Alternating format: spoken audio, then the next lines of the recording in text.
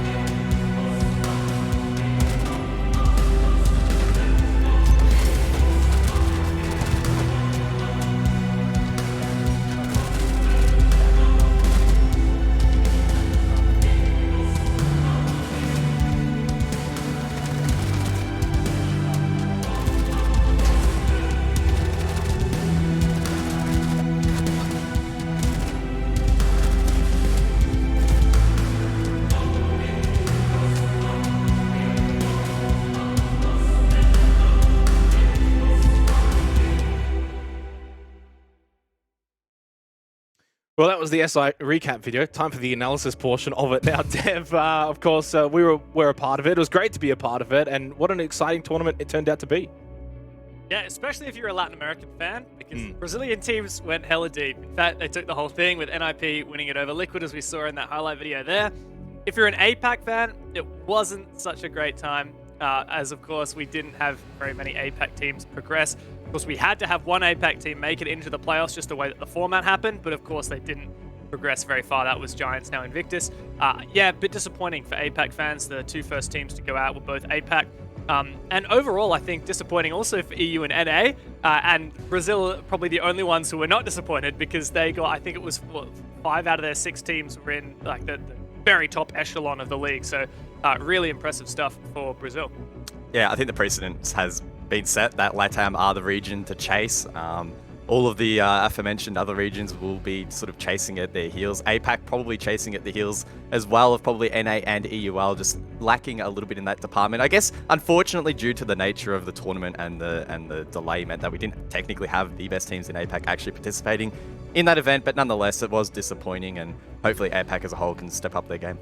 Hopefully they can, and it's going to have to start right now. And arguably, we probably didn't even have the 2 best teams representing APAC, if I'm going to be completely honest. Let's go and have a look at the schedule for today's proceedings. And speaking of the 2 best teams, Dev, am I wrong? Is this the 2 best teams, Elevate and Knights, to kickstart Stage 2?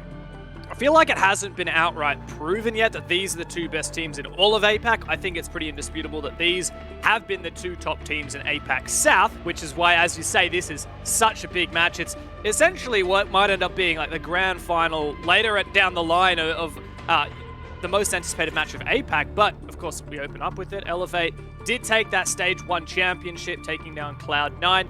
They are the team to beat in APAC right now, and Knights are the best team from Oceania, or at least they have been so far, and we'll see if that can continue. No doubt this is going to be an insane game. Yeah, it's difficult to make the assessment of whether or not these teams are truly the best in APAC as a whole, but as Dev mentioned, Elevate managed to take down Cloud9 in the champion match. Knights took down Fnatic to claim 3rd place in the playoffs bracket as well. So who knows, if we had seen maybe Knights and Cloud9 go head-to-head, Knights could have come out on top, and then South would have well and truly cemented themselves as the best of the 2 sub-regions. But either way, this is going to be an incredibly competitive matchup. There's a new logo, of course, at the very bottom, Invictus Gaming coming in, replacing Giants' organization. Of course, the roster is still the same. We'll touch on that later. Firstly, though, let's go and have a look at the predictions from our talented talent pool. And of course, we've got the reigning champion on the desk here. I'll go to you first for this one, Guz. You were the Stage 1 prediction champion. Talk us through your picks for tonight's matches.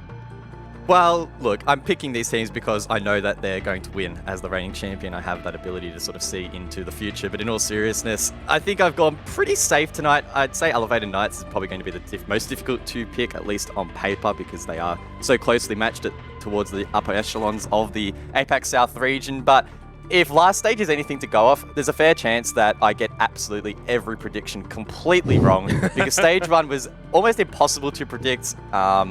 I'd say I probably just completely fluked it and got lucky to actually manage to win. I don't even know what my score was. It was probably completely terrible, but all of these matches have the opportunity to sort of flip either way. Yeah, I think if you can manage a 50% correct predictions rate in APAC South, you're doing pretty well. Like, if you are as good as a coin flip, that's pretty damn impressive.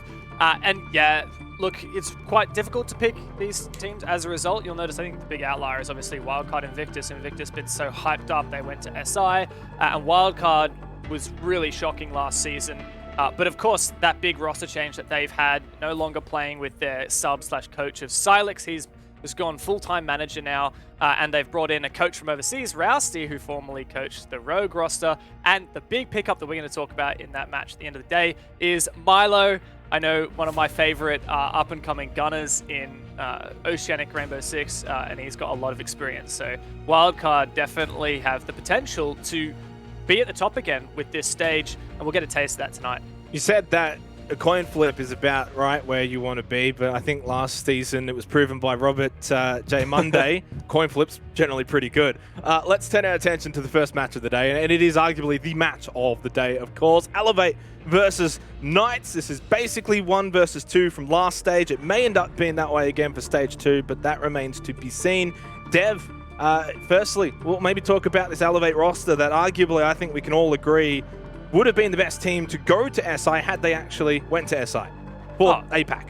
Yeah, totally. The best team out of APAC is they really triumphantly stated at the end of Stage 1. They took, as we said, Cloud9 down in the Stage 1 championship. These guys are just absolutely nuts. They've really made a statement so far in APAC South and in the wider APAC scene. They just unstoppable, really. Like, they did end up losing a game last stage to Order, but aside from that, these guys have looked really dominant. And the wonderful thing about this is not only is it a Thailand team, and I mean, we don't see a lot of Thailand esports on the global stage and being the best in, say, APAC in many esports, but that's changing. But also, these guys are just ridiculous. The way that they play the game is unlike anybody else. They will do the most ridiculous things. Onigiri on the right there is one of the most insane ranked fiends you have ever seen. He's champion every single season, and these guys bring that ferocity to the server. Yeah, often when people talk about competitive Siege, there's normally a sort of rhetoric that there is a correct way to play Siege, there's a wrong way to play Siege, whatever the case may be. Elevate, they just completely distance themselves from that conversation and they play their own isolated brand of Siege. They bring unpredictable operators, they play ultra aggressively, and they are not afraid to just back themselves in. That's what helped them achieve the heights that they did in Stage 1. They stuck to their guns and the other teams were chasing them, and I expect them to bring that same approach into this second stage.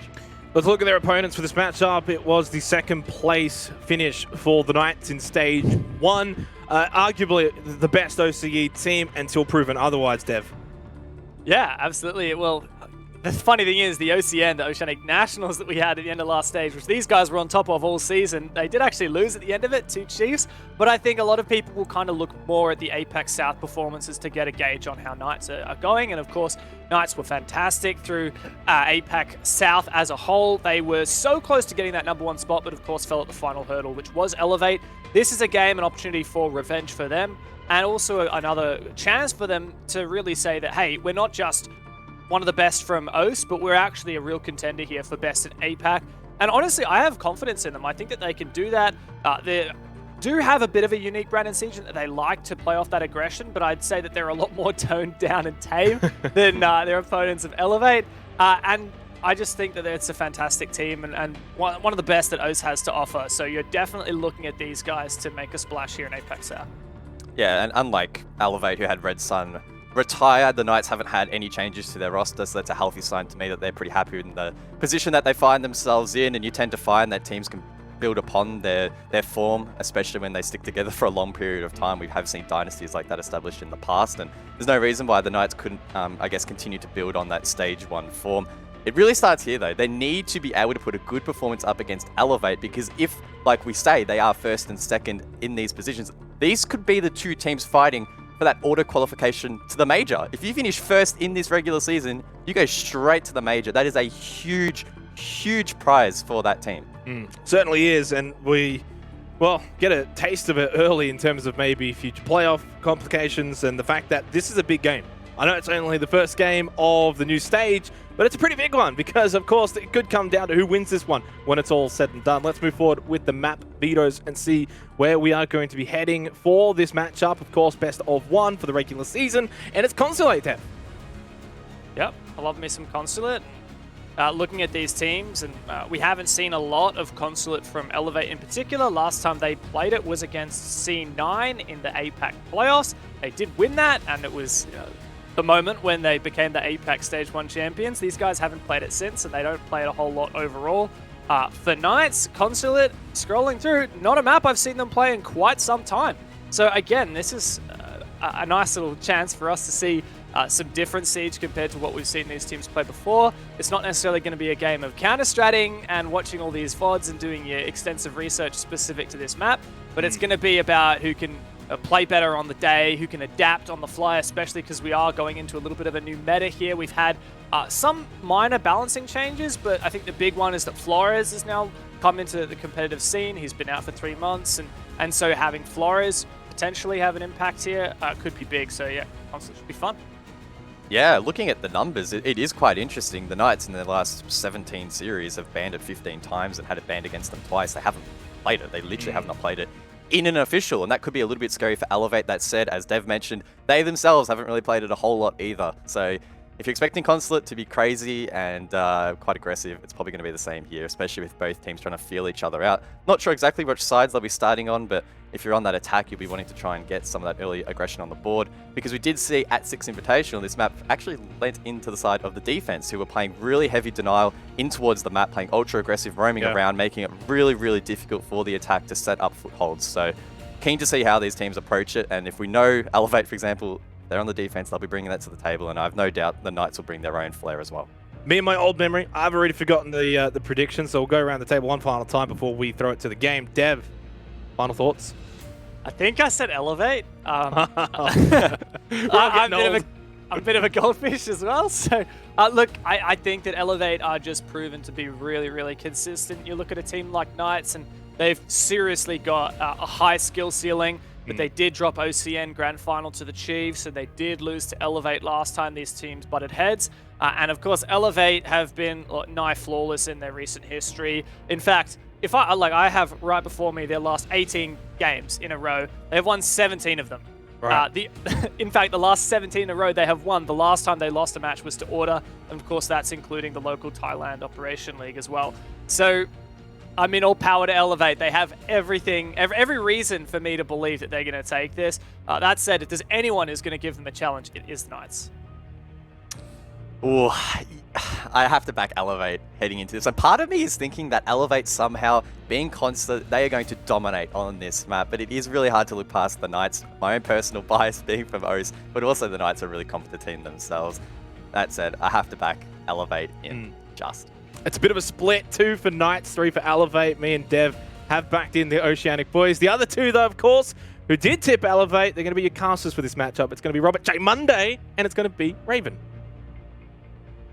Thank you very much, my friend. It's been a while since we've all been on a broadcast together. I mean, oh wait, no, they were on SI. Did they tell you guys that? Did they? I don't think they mentioned it, Manic. I don't know. Oh well, we'll mention it for you guys. They were on SI, so like, boom. Mind-blowing bonkers. But Raven, let's turn our attention here to this game, because this one is the all-important matchup. This is the one that we kind of pinned in for that last day of the play days and expected magical things from. I'll be completely honest, it kind of fell a bit short. Elevate just ran all over Knights. We've had time, we've seen the playoffs, we've seen a bit of SI. What do we feel? I mean, not that we're really there at SI, but how are we feeling now leading into this season? Yeah, look, I think it's going to be really exciting, because the fact that it is Consulate, we've seen not much Consulate from either of these teams, in fact none from the Knights really, so I think that's going to be a really exciting little benchmark between these two. I wonder whether it's going to catch one of them off guard, remains to be seen. I personally I can't look past Elevate's form in last stage. It was just so strong, and continuously as the stage went on, they just looked to really gel together, and by the time playoffs came around, Cloud9 had no answers in that grand final. Elevate just looked so good, and if they can continue that, it's going to be so tough for the Knights. Yeah, I think it's almost too hard to knock them off their perch at this point. You know, we've the fact that they've won, I think Dev just said 17 games in a row, that's absolutely absurd to think that those are the kind of results that they've been putting up, and consistently as well. That's the main part of what we talk about. You know, we look to the Knights and we look to their performance last season. They did really well in APAC South. A little bit lackluster in OCN, we'll be completely honest. We can put our hands up there and say that wasn't the team we're expecting to turn up. But at the end of the day, Elevate have just shown us so much. They have proven to us that they are the best team, not only in APAC South, but also in the wider APAC region, taking down Cloud9 in the playoffs. There's no other way around it. I don't think that there's another way that I can kind of spin that discussion, Raven. It does feel like that is the bulk of where we are looking at the moment. It does feel that way, but you never know. Like, new stage is often new teams, man. Like, some of these results can just flip so quickly. We've already started to see that a little bit through the NAL, APAC North last night as well. A couple of teams you'd expect to be strong got a highlight, man. Cloud9 got 7-0'd by Demwon Gaming. So teams' forms can flip pretty quick.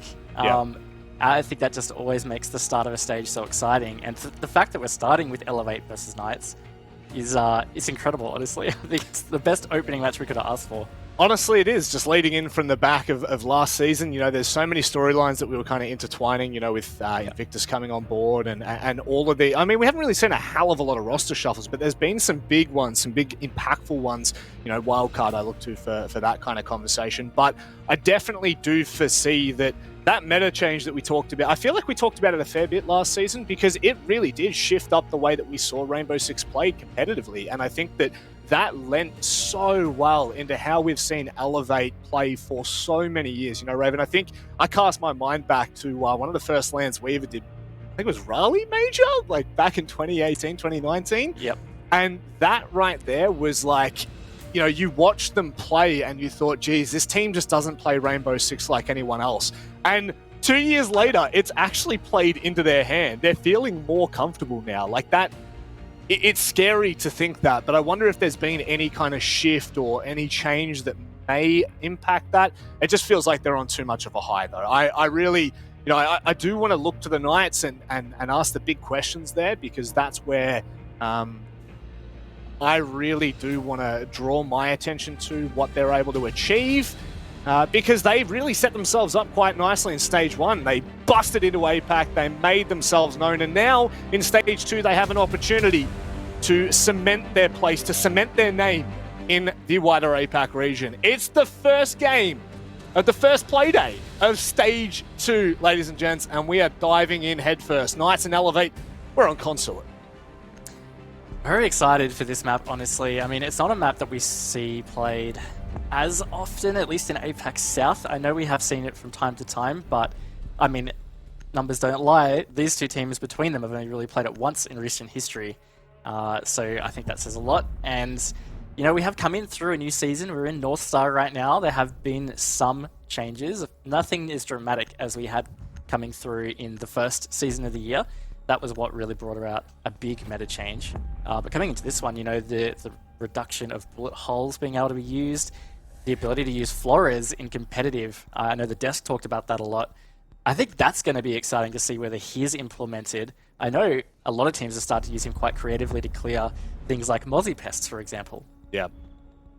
Very true. I mean, there's a number of things that that last season we really did look to. You know, we looked to the ADS changes and everything around the way the utility meta shifted, and now maybe there may well be a talking point within the next maybe week or two. Hello, Dino. Well, welcome. I guess let's just trial by fire, Raven.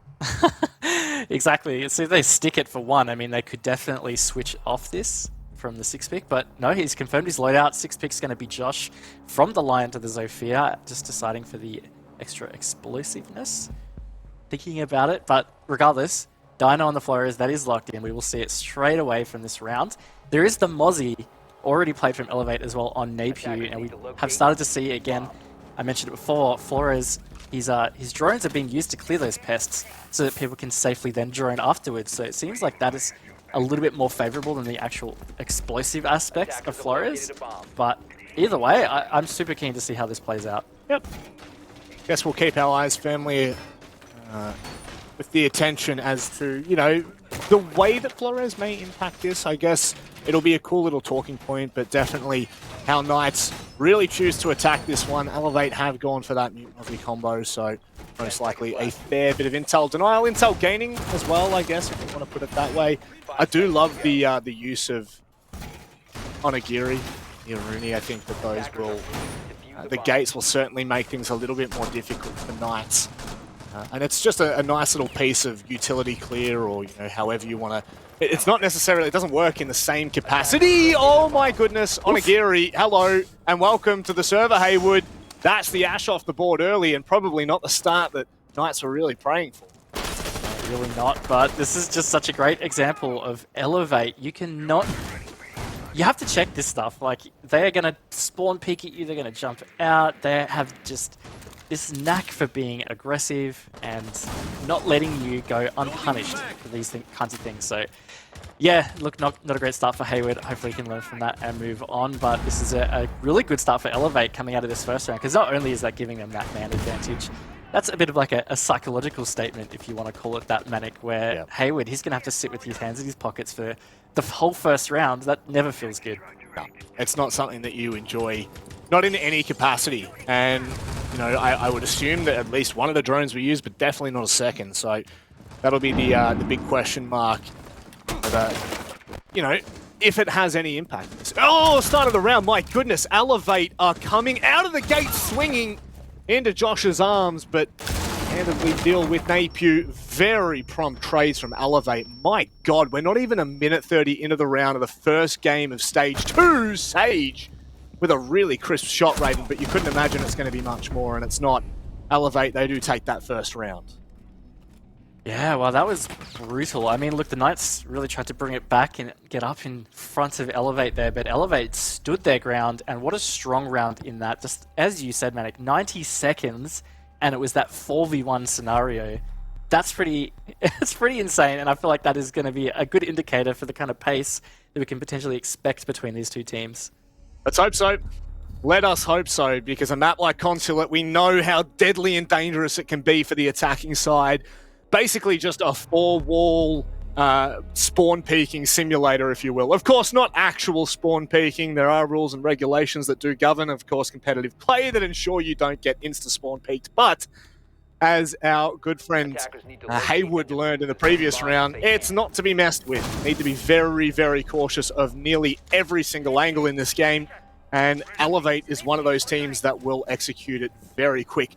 What is going on here down in the basement? Never mind. I thought potentially they were just going to leave that all soft, Raven. I continue to get baited by this game.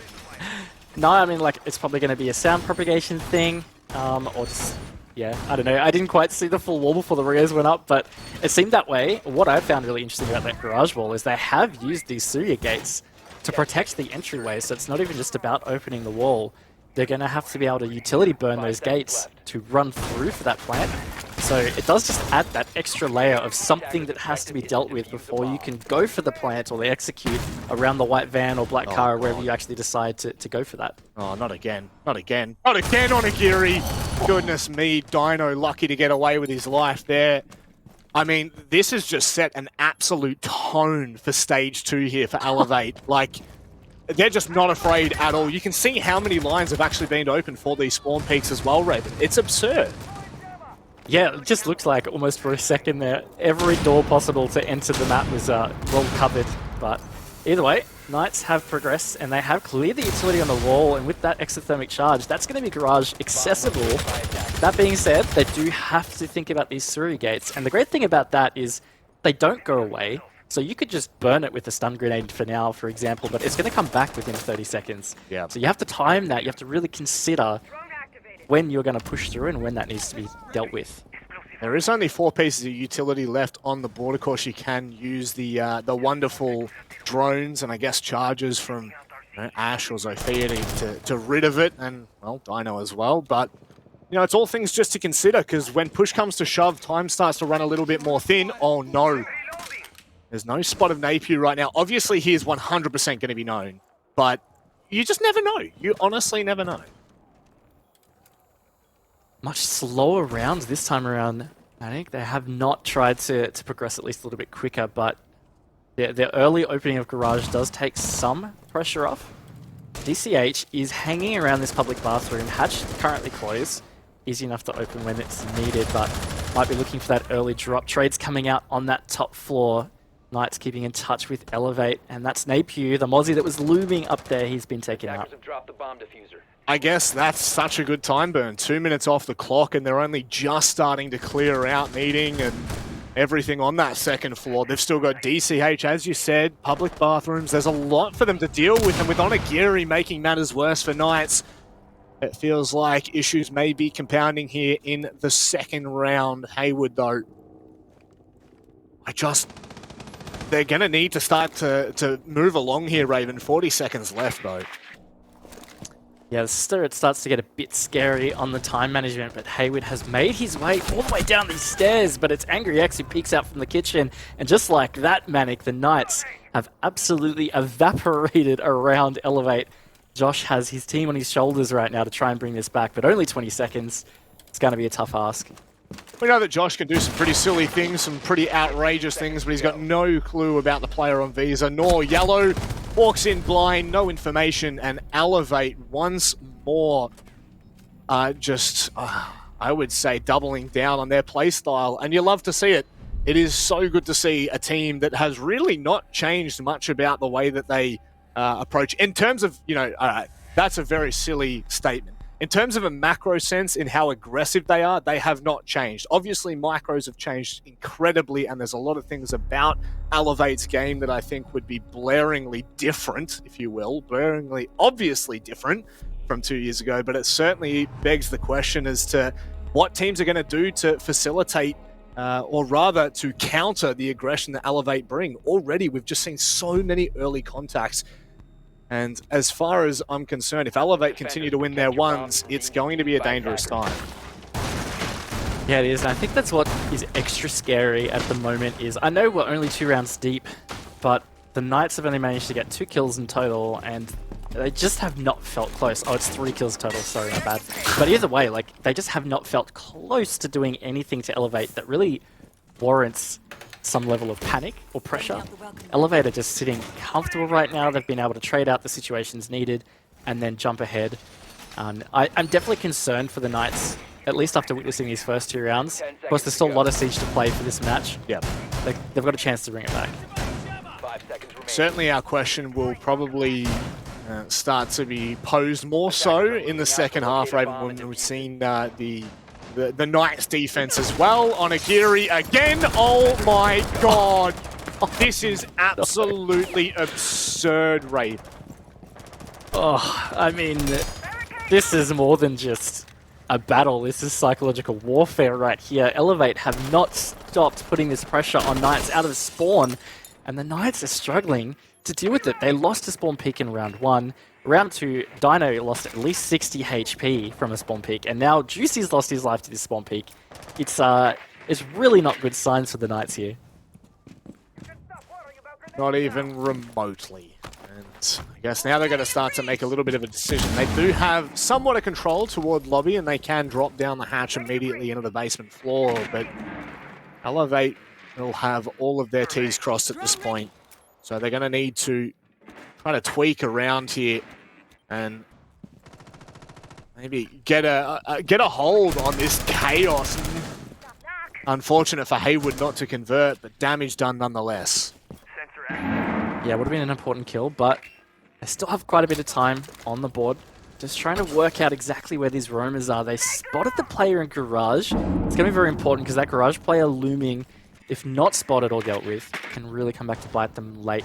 But it has put the Knights into this stall right now. Josh, he looked keen to peek it before, but he hasn't swung through. And it's probably a good decision, right? Because none of these Knights players are really that close to each other to be able to refrag and trade it out. And again, that could be pointing out just a bit of a fundamental issue at the moment, but Haywood has finally stepped up. We've got a pick for the Knights. Big one. The big pick to find nonetheless, regardless of who it is. Just getting themselves on the board for this round. They need to start to make a little bit of room. They need that space to, capitalize on any mistakes that are made by Elevate, which at the moment are second to none. And a minute left. This is much more of a stock standard round from what we would generally see. Hello? What? Hello? How has Haywood gotten there? How has he found himself a second Dino? Not sure who his teammate is there. Nearly goes double agent, but not yet.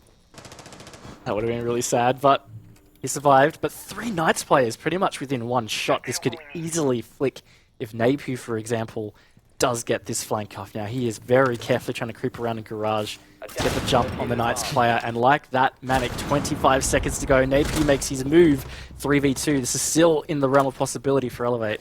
Yeah, this is really dangerous if they can find DCH. It would have really made matters worse for Elevate, and it has done. Napu, with no entrance back into the site directly, is going to have to look for a bit of a peculiar rotate here, which he does do. Down the hatch, up the stairs. Dino backs away. It gives him room to move, but pretty much just into the open arms of Haywood and executed to perfection. Knights, that's the round they were looking for, and that's the round they needed. Yeah, really big, especially to come back from another spawn peak. I've referenced it a bunch. It is a bit of a psychological thing. If you're dying to spawn peaks, that can be so frustrating, especially as a professional team. And then if you have teammates even dying as well, you know, that can be really frustrating. Just knowing your teammates aren't keeping an eye on that, and especially against a team like Elevate, you've got to be. But yeah, to the Knights' credit, they stepped it up. They really brought that back off the back of a Hayward 3K, I believe it was in the end. So really well done from them. And let's just see whether they can keep that up, because that was Elevate's third site pick. So you could argue maybe that's their weaker one on Consulate. You could say maybe we're on track for a 4-2 half in favor of Elevate. Remains to be seen, but it's still a good sign for Knights to at least have brought that round back. Well, you know, at the very least, gives them something. Something to work with, something for them to work on. And it breaks all the momentum.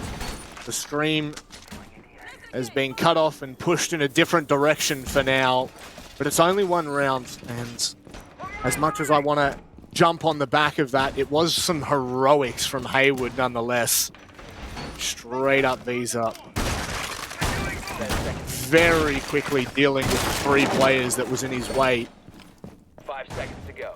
Nevertheless, really important that they just keep this pace up from Elevate. I think the pressure has just been unrelenting and unbelievable in the opening parts of this round. And just like that, they're going to answer my calls. Napu, what? How? I think he's been prone in that doorway almost every round to Manic, and he's finally been fruitful from it. Juicy. He's on 0 and 4. He has been having an absolute shocker so far.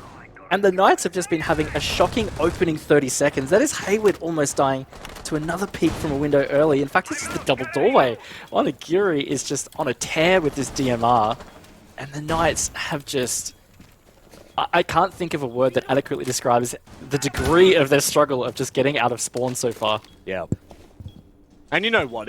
To be fair, in Knights defense, this is, or defense, this is definitely the map that you're going to find the most problems with. You know, it's just so dangerous as you approach that. I mean, if you just have a look straight at the front of the building, there are 3 or 4 windows that can directly be contested from the word get, so it's not really a fair fight for the attackers on their progress towards site, and Elevator playing into that perfectly. Josh has made a lot of noise, and that's actually caused a rotate down spiral. You can see just to the right there.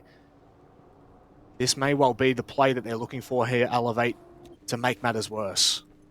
Yeah, this could be really devastating if Josh is not to win this gunfight, but he does. That's really big for Knights now to bring back that man equalization, but they just need to keep it going, and Onigiri is still alive, and he is still firing at that DMR. It is going to be a tussle, and last time we saw this site, this round was over within about 90 seconds way back in round 1. This is a better effort from the Knights so far, but still feels like Elevator in control. Attackers recovered the bomb diffuser. Well, if it feels like that, that's because it is. At least Dino equals the odds. Look at this from Onigiri once more. So happy to take these fights. He's going to find the kill as well. This is outrageous. Dino, 1v2. We've seen some pretty insane plays from him, all things considered, throughout the last few seasons, but this would be a rather tall task, Raven. Definitely seen Dino pull this kind of stuff out before, but it's a tough position. He's going to have to drop that hatch and hit a pretty nutty shot. Doesn't quite see Onigiri, but he does get it, Manic. So now, less than 20 seconds, 1v1 for Dino. 15 seconds remaining. Neither have any clue, really, of the exact positioning. Actually, Napu, it looks like he's got a better indication. Dino just gets it down and gets out the window as well. Does he get away from this? Napu goes low, but he knows that there's time. He might just be able to stick this if he can sit from the safety of the windowsill. He baits the player out. Dino, he's caught out in the open. Unreal clutch to bring that one back. Dino with a nice attempt, but all things considered, it's just another round on the board for Elevate and less room for them to move.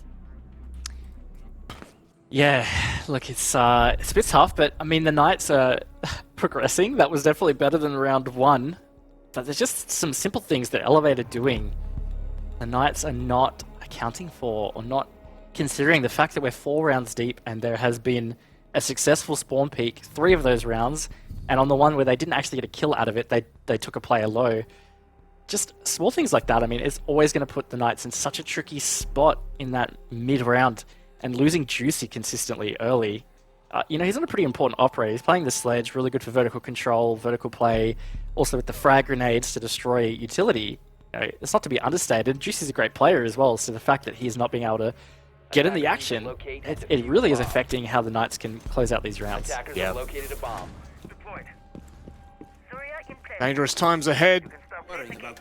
Deep water the Knights are in.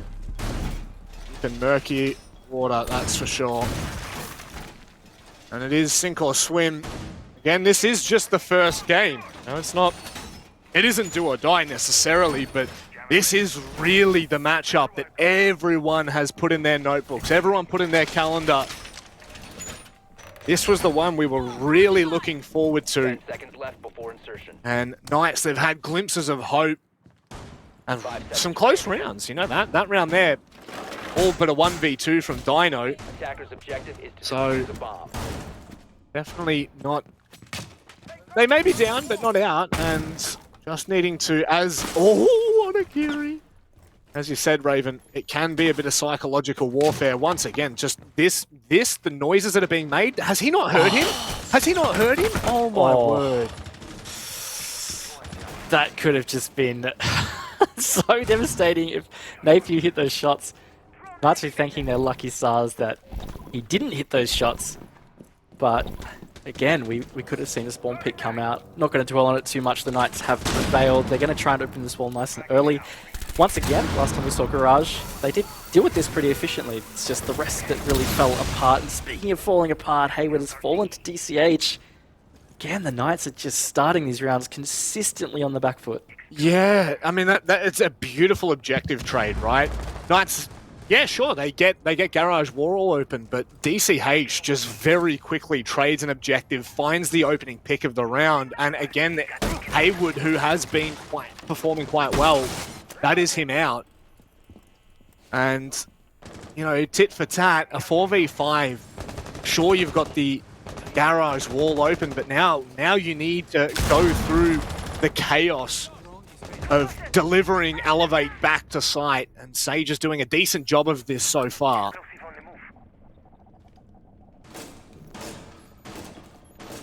Yep, the 4v4. It's 92nd point, but Napier is just a looming danger on that top 4 right now. Juicy just does avoid him, drops down to Piano. He's going to be able to start doing Subvert, and this is probably the most work Juicy's been able to do the entire match, but he's going to be stopped again, Manic. Napier drops down from that top 4, takes him out. Elevate regain the man advantage, and the Knights all spread out and just really not sure what's going on, I've got to say. Yeah. That's the thing. You just saw Josh all the way over by admin. Zappa's taken down Sage. It's just Dino and Josh left. It looks like Dino's made his way into the site. He's met with the open arms once more of Elevate. And Josh, you can try your hardest, but 40 seconds left. That's a kill every 10 seconds. Napier might actually give him the first here if he's not careful. The dust fades and time is dwindling. 30 seconds to make this one happen. He does find Napier at least. Look at these Elevate players just swarming towards him. He's not going to find DCH. That's Elevate creeping out further to a solid 4-1 lead here, Manic, and seriously in control of this match right now. You know what? I absolutely love that from Elevate, right? It was a 4v1, and we've seen many times players throw in that position. We know that happens quite often, right? We get a little bit overzealous, we start peeking, but when it comes off, when it pays off, it is so detrimental, right? Elevate could have sat on site. They were basement. They could have relaxed. They could have just waited for the final player of Josh to push in and an easy trade or a crossfire. But instead, they just get up in his face, peaking consistently. With 25 seconds left, you know how tilting that would be for the Knights in general. They have to get this round on the board. Fortunately, we do go back to Tellers, the only successful site that Knights have been able to attack so far this half. But they have to convert it. There is no questions. There's no and ifs or buts here.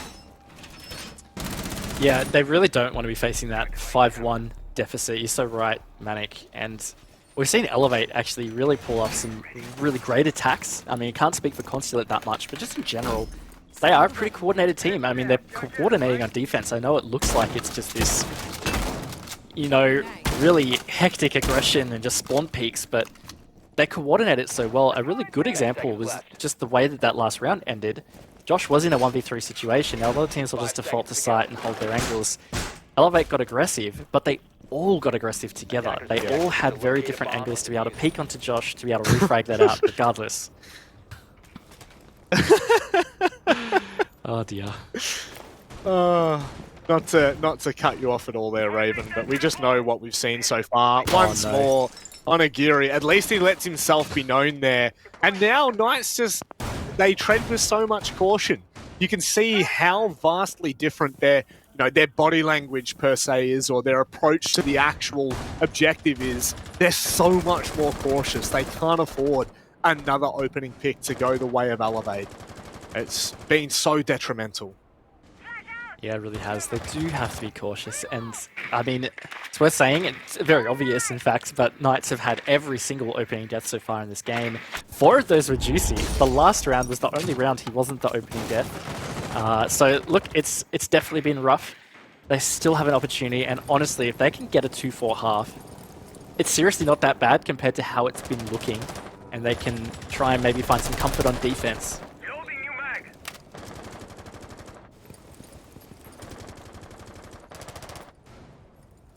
So, minute 30-ish.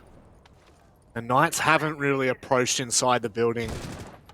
It does really beg the question, how much longer? And Dino kind of answered my question midway through that sentence. They're now looking to take the point. Juicy's made his way into admin as well. And for all that we can see, Elevate have backed off that top floor. And in doing so, it's allowed Knights to swarm it and take position. Look, there we go. Knights opening kill for the first time in the game on the last round of their attack.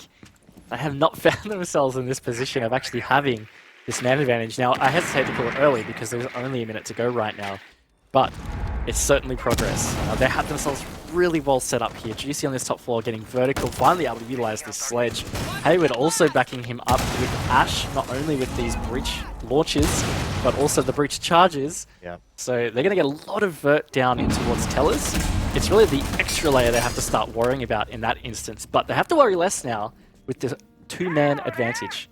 2-man advantage, only one drone. Well, I should say actual drone. We still have, of course, Flores' utility that he'll be able to use. But the main point was the fact that with about a minute 10 left, there was only 2 drones left on the board. So Knights were going into this relatively blind, but so will Sapper. That's a free kill for Josh. And this is exactly what we wanted to see. Angry can't convert the kill, but at this point, it's not really going to play much of an impact. I'm going to say that firmly. It is still a 1v3 though, Raven.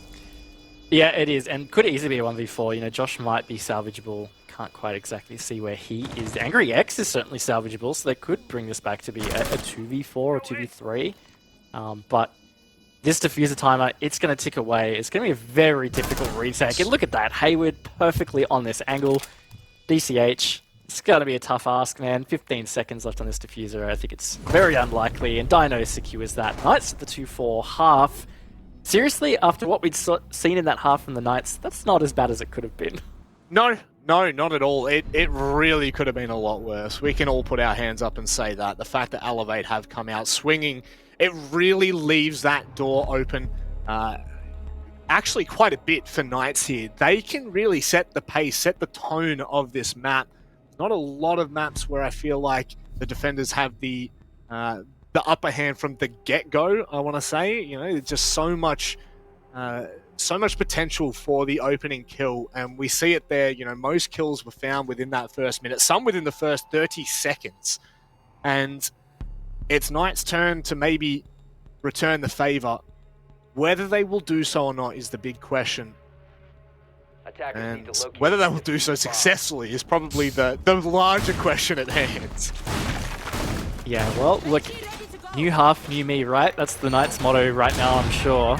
And let's just see whether they can really bring this one back. Now, something to note is that the Knights stuck Flores that entire half. Dino was hard stuck on it.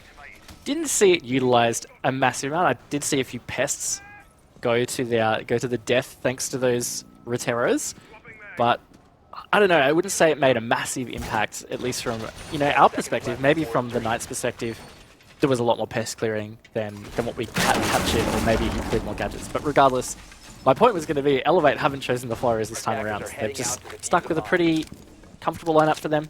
DCH on the Twitch is probably the most out there thing, if you want to call it that. Yeah. You see how impactful it is. The big thing for me will be where Dino has put those K claws, Electra claws, because I think we've all seen the cheeky little hiding spots on the ceiling of Piano where they're just unobtainable due to maybe the hard flooring. I haven't really tested a lot myself, but where those claws are, maybe they are in reach of that Twitch train, and if they're not careful, might be able to utilize that. Just might, but very different pacing here. I mean, the Knights didn't spawn peak for one, and Elevator just taking their time to get this control, and so far I like that, and it's certainly working out well for them. There is that Knights player looming on that top floor. DCH seemed concerned of it and not really willing to deal with it. In fact, there's two Knights players hanging around in admin right now. They couldn't be more opposite from the bomb side if they tried to be.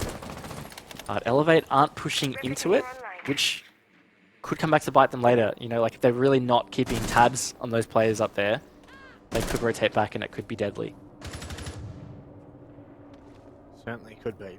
And Elevate have made their way to the building. Napier who finds the opening, but it's, Onagiri that finds a kill. Napier that's in first. Foot has now entered, and from here, man down, Bomb located by and attackers. Sage taking a little bit of damage. So far, so good from Elevate, and it's looking even better by the passing seconds. It really is and continues to be manic. 2v4, Hayward and Dino, they have got to step this up, and this is certainly a concern because Elevate have looked dominant already out of the gates in round one of this attack. There's a trade, leaving it all up to Hayward. Now he's going to try and make an aggressive play and flank up. Looks like it's been spotted, and that's it. DCH will swing to finish and Elevate with a strong opening attack. Now it begs the question for Knights, what have they got? Is there something in the back pocket, or has this been one in the veto system, Raven? That really, I think, will be something that we might look at, maybe not in a large amount of depth by any means, but certainly it could be a determining factor for some of this demanding lead that Elevate have been able to accumulate. And, looking at the blaringly obvious differences from Knights and Elevate, Knights are nowhere near as aggressive. They are still holding lines, holding quite cheeky lines. We saw two players up in admin prior in that round, but it's certainly not to the extent that we saw from Elevate. I think there were multiple rounds where we saw two, maybe three, even four players just being a little bit cheeky at the start of the round, first 30 seconds. It felt like a risk they were willing to take. Now, really, what risks are Knights willing to take? Because I think that it may just come down to that. It may come down to what are Knights willing to throw that Elevate won't be able to catch. And look, speaking of risks, and you already mentioned the map veto, I think that's a valid question. I'm just looking back at the history of the veto. The last ban was Elevates, and it was an option between Coastline and Consulate. Now, they're both maps that Elevate don't play a whole lot of, but maybe the Knights were really just aiming for Coastline and expected maybe that Coastline would come through, and this has potentially caught them off guard.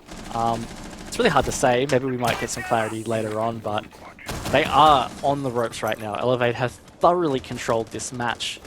Knights did scrape through 2 rounds on their attack half, but if Elevate can replicate the attack we just saw, I think this is going to be a really difficult achievement for the Knights to actually come back. Yep. Push it into OT, lose the points in the start of the game. I guess that's the start of the season. That's the big thing at the moment for Elevate. 1 point away from one round away from securing 1 point at the absolute least. And you know that if they take this round, 4 consecutive defenses from Knights will be a tough ask. Apu not wasting any time making his presence known on that top floor. Yeah, and look, this is quite serious. He's in a very aggressive, good position here. Now, having to shoot that default is going to give him away, but we do see Josh still on this top floor. Being droned out, maybe he's going to drop, but it means he's going to be surrendering the control right now. Elevate could be taking CO and start to get vocal in towards Piano and shape up for a pretty clean plant in towards Piano. So again, just really good time management and control right now from Elevate, and if they can hold on to this, it's going to be danger. DCH has found himself in a flankable position as well, although it's going to be a little bit tougher to find any of these kills. It looks like none of the players are actually in a position where that would be of huge impact. CH is going to go for it anyway. With that, they do take a lot of the control on both of the sites, Raven. This is looking really dangerous. Onigiri finding the quick kill, but a trade from Sage is just what Knights ordered and what they needed at this point. Definitely, and this is starting to look better for the Knights. 50 seconds to go. And Elevate are still trying to position themselves around, but Angry X is progressing deeper towards the site. 2 players eclipsed by both the geometry of the map, but also the piano. Didn't quite see that. They just haven't had the penetration needed to be able to potentially execute this. And this might get really messy. Might just do so. Dino, once again, finding a trade. Sapper coming in from the front lobby. Elevate separated and split. They need to win their ones, and that's not the way they want to start. But Napu, a quick response. This has been the game of trades. They may now have control of the desk as Napu gets on more of an aggressive line. Sapper needs to be careful of the swing from Bathroom as well. Napu is going to have 2 different plays to deal with. He isolates one, and it's game on. He can't get it down in time, and Sage played it perfectly. Way too close for comfort. Very close, and look, that would have been massive for Napier to have pulled that out. He's played it really well. Unfortunately, he did whiff his shots on the statue player. Now the Knights do stay in the game right here. 3-5. If they manage to pull back another one, look, we might be on for the comeback. Yep. That did look a lot better towards the latter half of that round in particular. The Knights really dug deep and played some good siege. Back on some aggression of Sage as well, just swinging around from Spiral. So, look, good signs, but still certainly concerned. Elevator looking probably what I would say is more proficient on these attacks so far than what we were seeing from the Knights.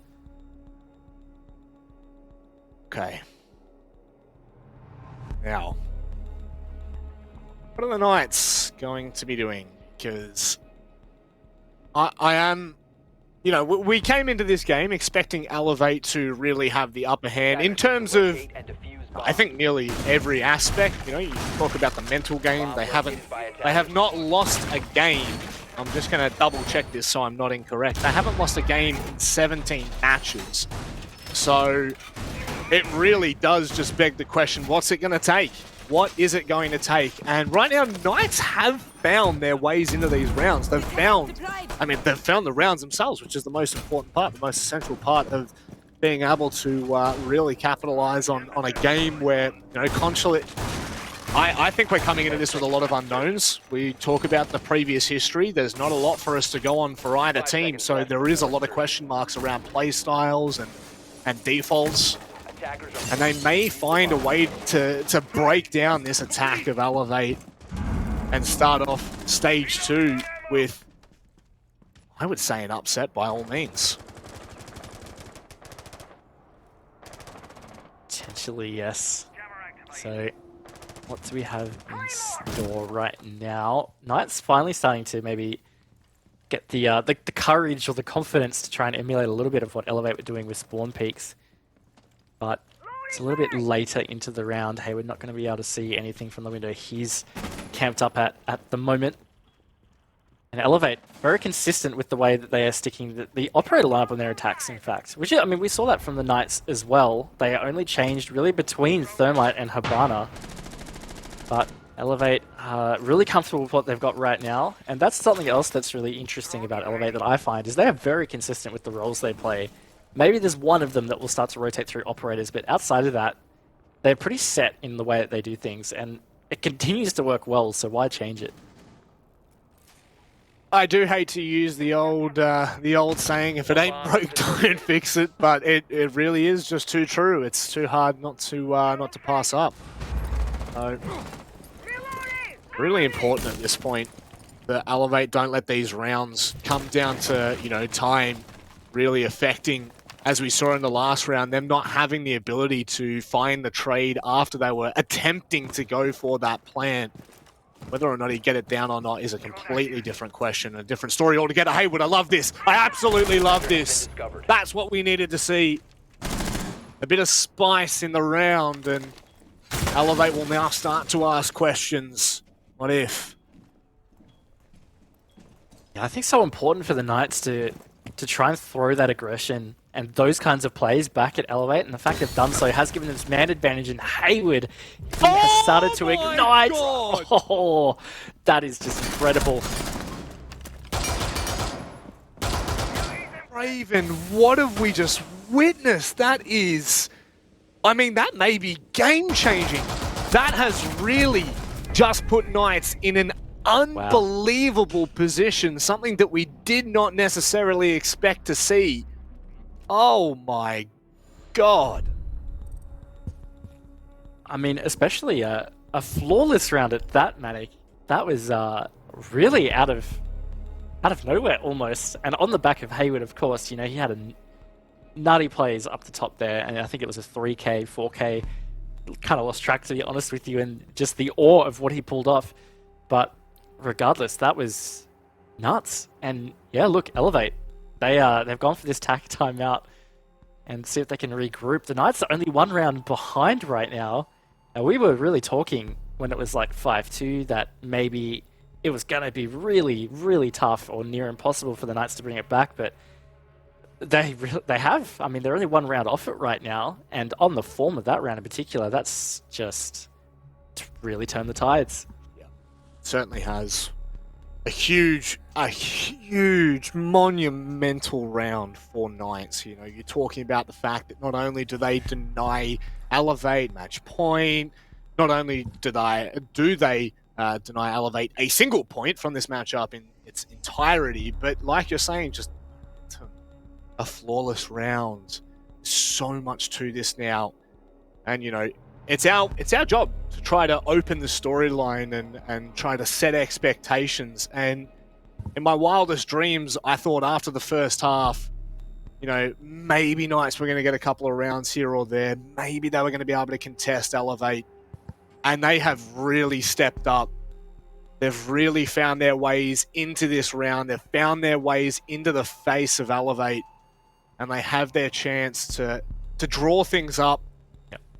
And also, you know, you just think about Consulate right now. It is certainly a little bit more, well, in this matchup, defender side. I'll have a look at the stats and maybe break it down a little bit more, whether it's 100% or not. But without a doubt, Knights, this is all in their hands. This is all for them to really capitalize on and just gain all of that momentum forward. It's a really dangerous time. Yeah, it is. And it's hard to say in these instances, right, where you have timeouts that do kind of stretch out a little bit. Obviously, there is a technical issue on the side of Elevate, but when these timeouts do stretch out, you start to question, who is this really favoring right now? And I've got to say, it has to be the Knights. They've really got the momentum coming into this little break right here. They're going to be probably feeling a little more upbeat and really feeling that they can make this comeback happen. Yeah. Where on the side of Elevate, they're trying to deal with whatever tech issue they got, as well as try and start to troubleshoot what's going wrong in these rounds to bring it back. Yeah. So, yeah, this could be a really defining moment for this series right now. And I always love to play into that that mind game, you know, the game of chess that all these teams are playing in the background. You know, you move your... I don't really know too much about chess. Maybe you move your chess rook. Knowledge, right? You move your your bishop diagonally, you move your... Oh, your- jeez. Is it the rook that just goes up and down? Yeah, it is. And then you use your knight to go 3 up and 1 across. See, I know chess. I'm there. Okay. I'm sure Dev is sitting back in the peanut gallery right now thinking, just shut up. Just shut up. You know nothing of chess, Padawan. But all things considered, you know, when we do look at the game of Rainbow Six, it is so much about moving things in such a micro level that just makes a macro shift in the whole scheme of the game. And that round is just a perfect example for it. I think that's the first time we've really seen Knights go out of their way to peak aggressively like that. And it nets them the round, you know, nets them a flawless round. So, see, I brought it back full circle. It took me a little while to get there, but we did get there in the end. So all things considered, Knights are definitely in the driver's seat after this tech timeout, whichever it is. We'll get confirmation. I actually can't even remember. I think it was a technical, right?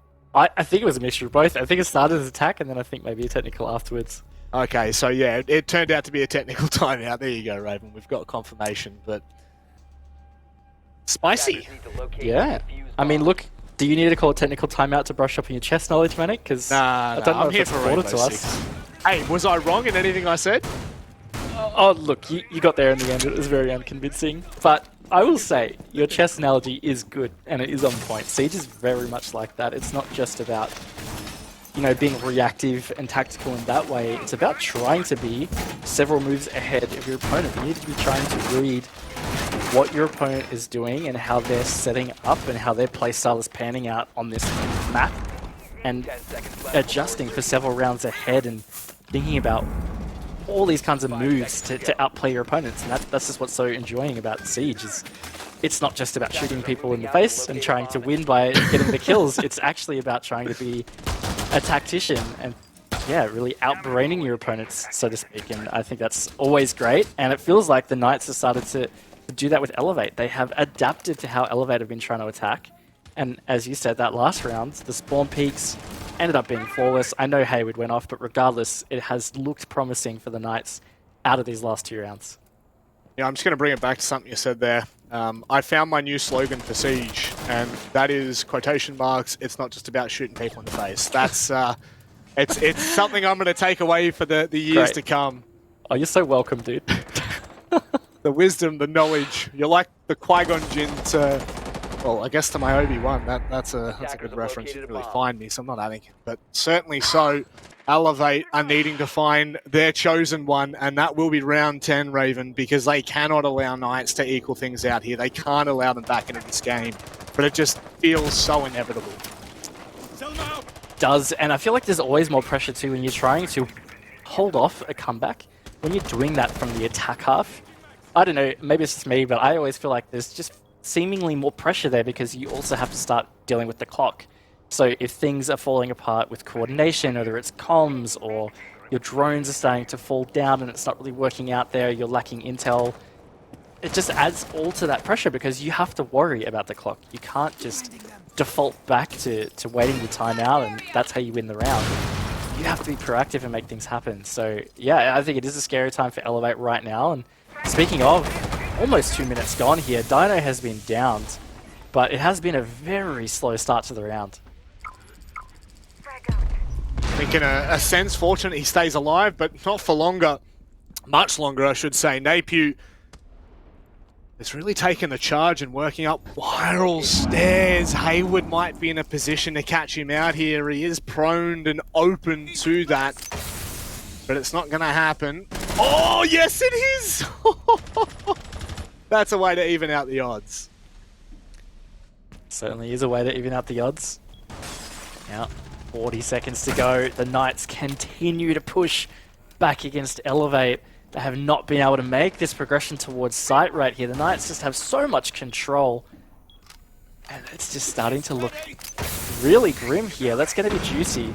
using his last smoke babe to stall out these yellow stairs. And this is it, Manny. 20 seconds, Elevate have to make something happen. Yeah, this is the last push, the final stand. DCH, that is the pick that they may have been looking for, but traded is not exactly what they wanted. Haywood needs to be careful of overextending. Onigiri now pushes into meeting the Sage with the trade that is needed and required of him. With no time left, Elevate, they make a Hail Mary, but it doesn't hit the mark. And Knights, they have shoved their way back into this game. They have, and look, I feel like there was almost some critical mistakes there that could have thrown that round for the Knights, just getting a little over-aggressive. But Elevate, they made the call to go back and pick up DCH. Ultimately, that's what cost them the time in the end.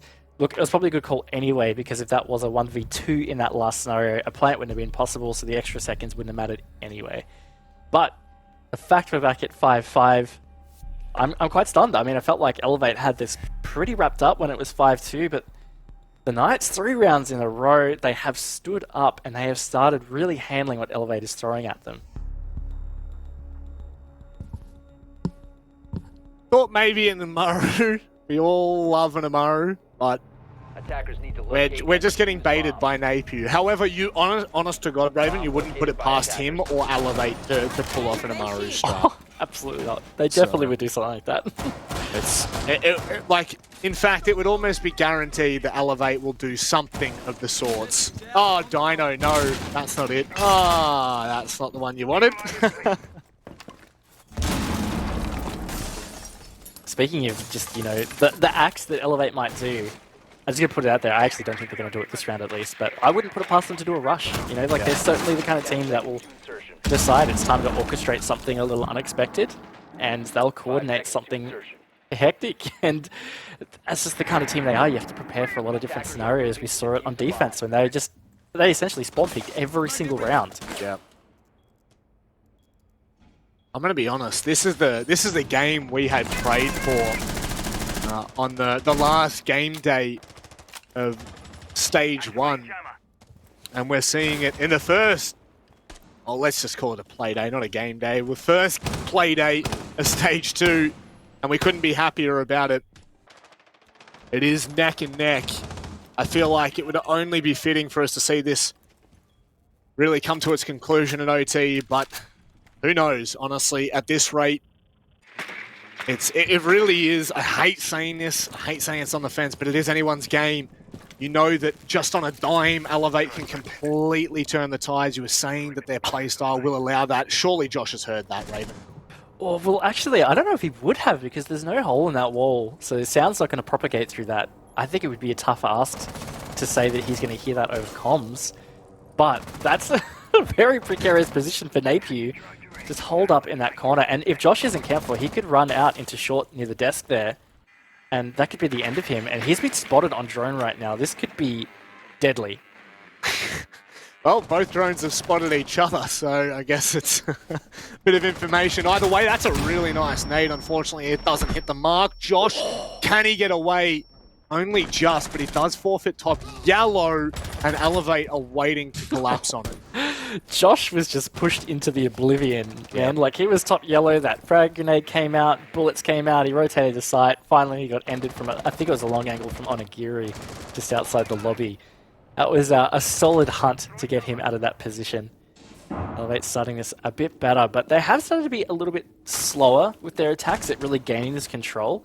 I mean, the Knights still look like they have so much to deal with upstairs, Dino being lit up, and Hayward still roaming around Visa completely. So I'm very unconvinced by Elevate's attacks right now. And with Sage answering back, I think it's still looking good for Knights. Well, 40 seconds for them to be able to really close this round out and shut down Elevate's attempt, which they're certainly giving their darnest. Dino, is this a flank of any sort? Doesn't look like there's anyone that he's going to find right now. The drone, it did not spot him. Raven, is this a power play? I think so. I mean, they're going to have to rush yellow and drop hatch to go for this plant. I think it's the control that they've got right now. And this is it. Dino, from the position of this vending machine, he's going to get the kill. It's finally traded out. Knights are on the back foot here, 2 versus 3. Still have the cams up, but unfortunately Juicy He overextends, and now Hayward's going to need to play massive here. He's finding some damage. He can deny this plant, but he's going to need to hit the shots. Unfortunately, can he find it? He'll deal with the first, gets around the corner, but it just goes down in time. And now it is the post plant that takes place, Raven. But do they have a line on this? I absolutely love this from Hayward. Put the pressure on Angry, make him peek, make him go for a play. Is he protected? Is he going to do this? A second left. He just gets it out in time, and that point goes the way of the Knights. My word. Oh, that was just incredible from Hayward. And again, Hayward stepping up for the Knights here. He has really salvaged this entire match for them. It all came off the back of his massive 3K in round 9. That was the flawless round. This is 4 rounds in a row for the Knights. They're on match point. We were only, it feels like recently at least, Manic, talking about Elevate needing 1 round to get themselves 1 point in the game. They haven't done it, and now it's the Knights in this position. They could close it out and get all the bickies. They could get 3 points. Gonna risk it, as they say, for the biscuit, and they're going for every last bicky, Raven. It's very confusing times, I've got to say. Knights have really shown us incredible signs for the season here. They're about to end Elevate's unbelievable streak. And they may well do it in the first Playday, Stage 2.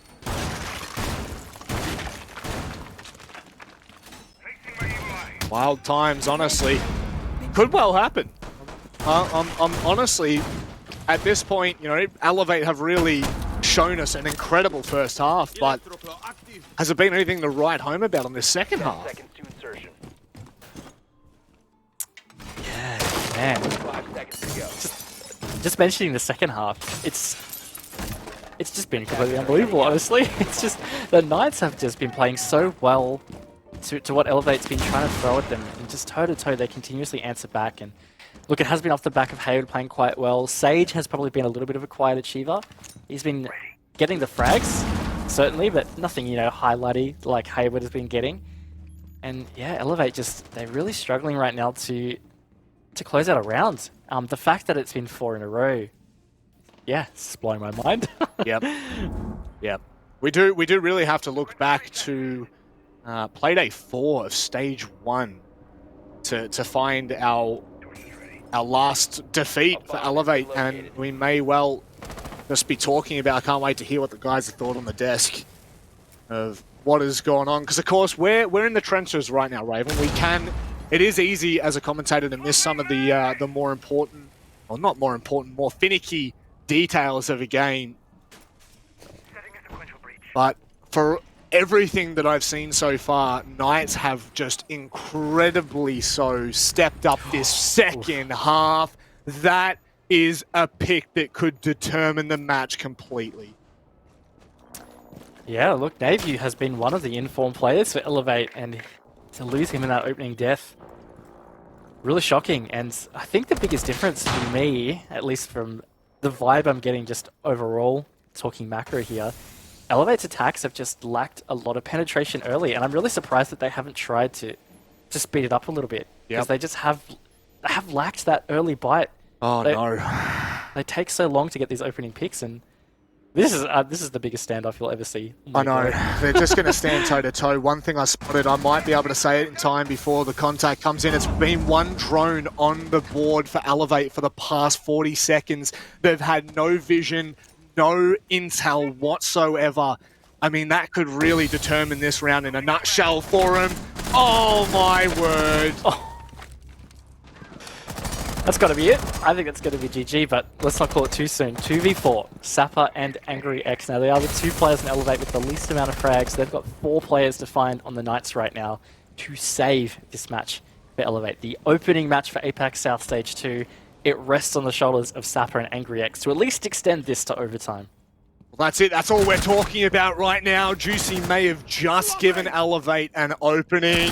Diffuser's on the back of Sapper here, has to go big, can't do so. Dino shuts him down, and just like that, GG, well played in chat. 3 points on the board for the Knights, and the first defeat given to Elevate in 17 games. Unbelievable start to Stage 2 for APAC South, Raiden. Incredible, honestly. That's 5 rounds in a row for the Knights to bring that back. 2-5, looked like it was all elevates. I know that we had started speaking like we were writing them off. I apologize, Knights. You guys had that in the bag. That was actually an incredible comeback from them. Very consistent in the end. Yep. Off the back of some really big plays. I mean, Hayward getting the 3K in round 9, and then that clutch defuse in round 11. Yep. Huge. I would definitely, I'll put my hands up. I will put both of my hands up and say, Knights, I'm so sorry for ever doubting you, as if it was ever a question. I mean, there were definitely questions that we had asked. There's definitely questions that we'd all asked, and you have answered them. The prayers have been heard, and I guess God has risen, maybe? Who knows? Who knows what the storyline of Stage 2 is going to be, but that is the way that we wanted to kick off proceedings. You might say the lion has roared, Anik. I don't know, something a little bit more knightsy, but either way, look, they are full credit to them. I think it was incredible. Like the first half, it wasn't just that they were down 2-4. It was the nature of them being down. All those spawn peaks, not every single, 5 of the 6 opening deaths in that first half were all on the Knights. And we don't have a stat for it, but I reckon they were all within the first 40 seconds as well. So after that, I wouldn't have blamed them to just not be able to pull it back, but they dug deep, and some mental fortitude they demonstrated. Just incredible. It certainly was a mental game at that, or so it seemed from the outside. I mean, we were on the inside or the outside, whichever way you want to put it, I'm not really sure. We were in the trenches, but 2-3 people that were out on the peanut gallery are, of course, our wonderful desk. We're going to hand it over to the wonderful Xenox and Co. Enjoy. A game of 2 halves in the end for our match of the day, and our first match of the day. Knights overcoming Elevate after a bit of a slow start, and Dev, it turns out, once again, Consulate, like it was at SI, a little bit defender-sided from what we're seeing recently. Yeah, it's funny. Once upon a time, Consulate was quite attacker-leaning. Once we, though, saw Elevate in the server on that defensive side, spawn pick after spawn pick, like, I'm looking at the time that the opening kill came out on Elevate's defense half, 2:45 still left on the clock. That's first 15 seconds. Another one which was 9 seconds in. Another one 10 seconds in. Another one 45 seconds in. Just ridiculous, the aggression that we saw from Elevate in their defense. So yeah, when we saw them go up 4-2, we were like, okay, this is looking pretty good, pretty cut and dried for the tie. But yet, the fact that we saw in the second half Knights with 5 rounds in a row is pretty ridiculous. It's certainly not something that I expected to see, given how strong Elevate started on their defense. Yeah, and a lot of that was really off the back of Hayward, wasn't it? Just stepping up once again. He's been such a great player in this region. He has had a couple of moments here and there where his form hasn't been the greatest, but he's starting off Stage 2 really, really nicely, linking up with the rest of his team. Sage as well, popping off. We had that one clutch in particular from Hayward, the 1v3, which was just absolutely insane. I know some people are going to say that was maybe a little bit more of an Elevate throw than it was a Hayward win, but you've got to pocket those ones, and it came down to that round really being the difference maker here. In doing so, the Knights take full points. If he hadn't have won that round, there's a bigger chance it would have gone, of course, to overtime. And in the new system, you don't earn full points if that's the case. So devastating for Elevate, but the Knights can be very thrilled with that result. Yeah, good to bring that up, of course, Guz. The fact that it was won in regular time, all 3 points will go the way of the Knights. But Elevate, they'll walk away with nothing. Let's go and have a chat, though, with Juicy from the Knights and see how they're faring. Congratulations, mate. You're a little bit low there. We can hardly see your head. Firstly, how is it... there we go. Perfect. Now you're looking great. How is it to be back for Stage 2? You guys obviously kicking off against the top team like Elevate, the winners from Stage 1. Must be feeling very good to come out of the blocks with a win. It does. It feels really good to start off this way. You know, my team carrying my fat ass through that game as well. So it feels good. Feels good for that one. It was very punishing that first half on me. So that was fun. Yeah, certainly a rough game at the start, but like you said, you know, you and the team warmed up, and in that second half, you really blew us away. In particular, Hayward had an insane 1v3 in, round 11, that retake. Man, just what was it like in the call when you're spectating him and you're watching him pull that off, the intensity? Like, walk me through what that was like. Honestly, it was just sitting on the Maestro cam, everyone, like it seems, I suppose looking in from the outside, it probably seems really hype or whatever, but it's like, keep cool, calm, let Hayward do his thing, just do as much calling as you can for him and tell him where they're either planning or holding from, and just let him work his magic, I suppose. And he came through for us, and it was awesome to see. It sounds so easy. Yeah, easy. I guess keeping cool and calm will be will be important for the rest of the season heading forward. Next week, in fact, you have Invictus. How do you think about that matchup? A little bit of an unknown quantity, I guess you could say, with their roster change, but maybe their form isn't the greatest. What's your read on them at the moment? Same as every other team, going to it, expecting them to play as well as they can.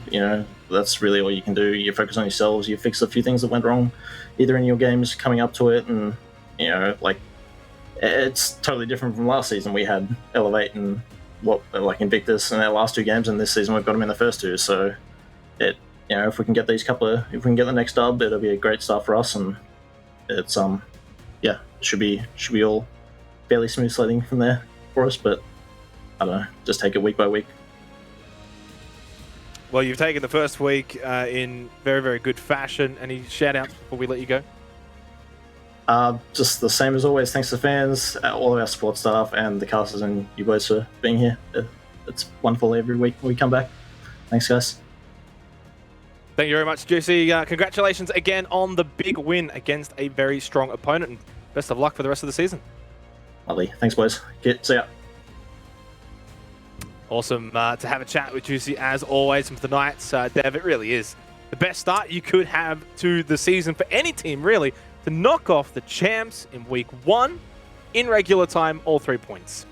Yeah, and that may be the match that determines first and second place. Of course, we won't know until the end of the season how it falls, but if it ends up that Knights and Elevate are the top 2 teams and they have pretty consistent results in the rest of their games, then yeah, Knights will take first position. That's very similar to what happened last season, but of course Elevate won it.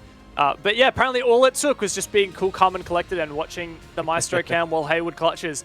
Shout out to the fact that we can now actually see who is watching what camera when they're dead. So if you're a player who is not watching the Maestro cam and instead spectating your player, well, we're going to call you out on that. So yeah, you got nowhere to hide. That's the great thing about this new system. You got nowhere to hide, and look, a bit of Oast bias will prevail here. Oast will not be silenced. We get the first dub against Southeast Asia. That's an awesome way to start off stage 2 for us. And oh yeah, we're Oast. Me and Xenox picked it. I don't think you did. Who did you tip? That's the best thing about picking Elevate. In this instance, I don't lose, right? I either get my prediction wrong or Oast wins. Either way, I'm a happy man. So me and Xenox just win double because we had faith, unlike some people. We win doubly so. All right, we're going to go to a break. When we do come back, though, it's going to be Order versus 7.